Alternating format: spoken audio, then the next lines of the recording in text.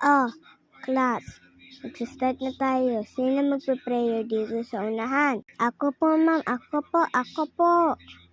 Ay, ayoko. Hindi nga ako magsasalita. Ayoko din. Hindi nga ako marunong mag-prayer eh. Pupunta na po ako sa unahan.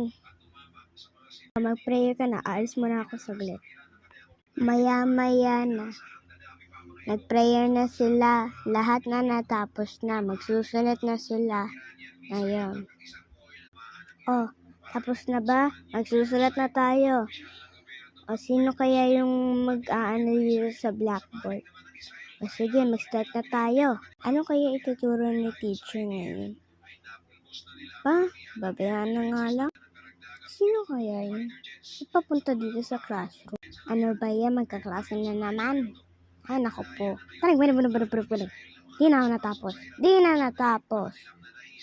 Okay, class Pilipino ngayon tayo. At natapos na sila sa Pilipino. Next subject naman, math. Alam niyo ba ang mga math, bata? Kaya niyo ba ang math? Ako po, teacher po ako. Kaya ko po ang math. Yan po ang ginagawa niyo. Kaya niyo po ang math? Okay, let's go start the math. Nag-start na sila sa math. Natapos sila sa math.